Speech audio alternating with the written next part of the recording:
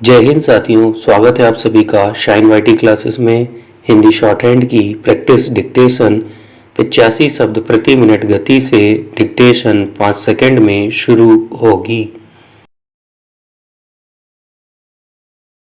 Start. वर्तमान को सिर्फ विज्ञान का युग कहना ठीक नहीं होगा, क्योंकि विज्ञान में नई खोजों के लिए लंबे धैर्य और अथक मानवीय प्रयासों की आवश्यकता होती है। इसके विपरीत आज के युग में नई नई चीजें बड़ी तीव्रता से हमारी दिनचर्या का अंग बनती जा रही हैं, जिसे विज्ञान की खोज कम और चमत्कार या जादू अधिक माना जा सकता है।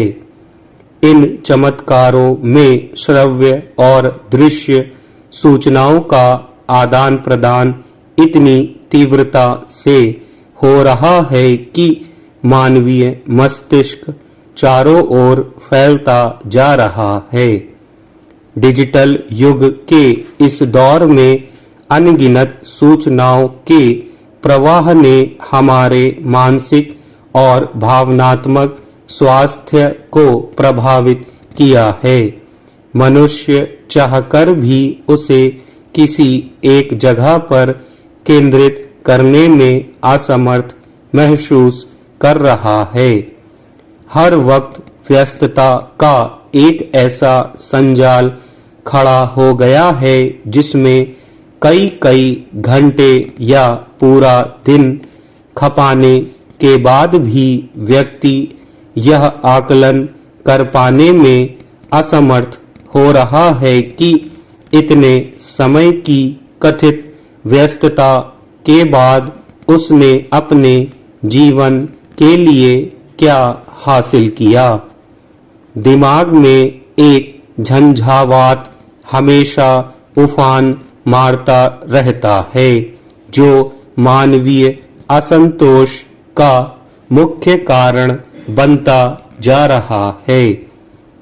कई बार यह समस्या चिंताजनक रूप में उपस्थित दिखती है। जब किसी मामूली बात पर दो लोग आपस में हिंसा कर बैठते हैं, ऐसी छोटी बातों पर हुए टकराव और लड़ाई में किसी के मारे जाने की घटनाएं हाल के दिनों में अक्सर सामने आने लगी हैं। यह एक तरह से मनुष्य के भीतर मानवीय मूल्यों, संवेदनशीलता की कमी और सोचने समझने की प्रक्रिया बाधित होने का नतीजा लगता है। विडंबना यह है कि लोग अपने भीतर उभर रही इस प्रकृति पर गौर नहीं कर पाते और उसका शिकार होकर दूसरों तक अनजाने ही इस विकृति का प्रसार करते हैं, जबकि इसका खामियाजा खुद उन्हें भी भुगतना पड़ता है। इस भाग दौड़ भरी और अब डिजिटल होती दुनिया में क्या किसी के पास इतना समय बचा है कि वह प्रकृति या ईश्वर द्वारा प्रदत्त उन चीजों के लिए आभार व्यक्त कर सके जो उसके पास है। भौतिक सुखों की लालसा के कारण मुश्किलों और दैनिक समस्याओं से दो हाथ करते हमने कभी आभार अभिव्यक्ति का अभ्यास किया है या ऐसा करते हैं। सच यह है कि किसी प्राप्ति के आकलन और उसके लिए किसी को आभार व्यक्त करना हमारे जीवन अभ्यास में नहीं रहा है। इसलिए कभी अभाव की स्थिति में भी हमें अपनी जरूरत की कोई वस्तु मिल जाती है तो इसके लिए परिस्थितियों, व्यक्ति या किसी अन्य के प्रति कृतज्ञ होना हम जरूरी नहीं समझते। ऐसे में आभार जैसे कुछ सामाजिक और आध्यात्मिक पहलू गौण होते जा रहे हैं। हालांकि मनुष्य के लिए रचित सभी धार्मिक ग्रंथ आभार प्रकट करने के चमत्कारिक प्रभावों का वर्णन करते हैं। वैसे भी हृदय से आभार अभिव्यक्ति मानसिक शांति और सकारात्मक दृष्टिकोण का कारण बनती है।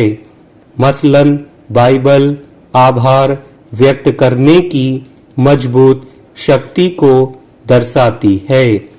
हो सकता है कि हमें अपनी दिनचर्या में आभार व्यक्त करना एक और काम की तरह लगे, पर हमें अनुभव होगा कि आभार व्यक्त करने की शक्ति हमें अभ्यास करने में लगने वाले कुछ मिनटों से कहीं अधिक है।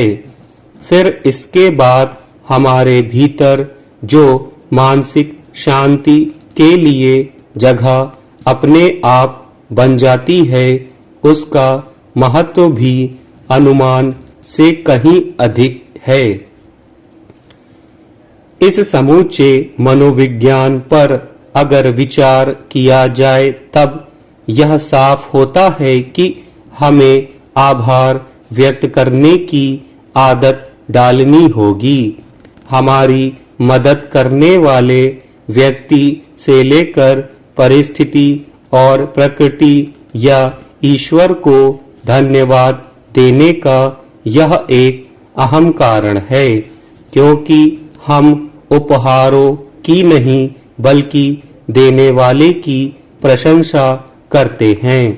आभार प्रकट करना हमें यह एहसास कराता है कि हमारे पास जो कुछ भी है वह हमारे कारण नहीं बल्कि प्रकृति की देन है।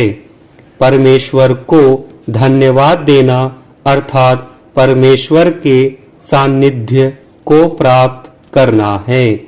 जितना अधिक हम उसका धन्यवाद करते हैं उतना ही अधिक हम उसकी उपस्थिति अपने अंदर और अपने आसपास करते हैं। उसकी व्यक्तिगत देखभाल को महसूस करने में हमारी मदद करती है। इस तरह हम अपने भीतर किसी कोने में छिपे अहम के भाव को निकाल बाहर करते हैं और अहंकार जैसी दुष्प्रवृत्ति बौद्ध धर्म में आभार को एक जीवन शैली के रूप में देखा जाता है, जो व्यक्ति के आध्यात्मिक विकास का मार्ग प्रशस्त करता है, साथ ही समाज के प्रति व्यक्ति को अधिक करुणामय बनाता है। सच यह है कि आभार का अभ्यास हर परिस्थिति में जीवन जीने का संदेश लेकर आता है। यह मानसिक सशक्तता प्रदान करके हमें जीवन में उपलब्ध संसाधनों के महत्व को समझने और उनके प्रति कृतज्ञता व्यक्त कर सदैव प्रसन्न रहने का अवसर उपलब्ध करवाता है। सामाजिक रिश्तों का आधार प्रेम और संवेदनशीलता है, जो आभार अभिव्यक्ति के रूप में सामने आता है।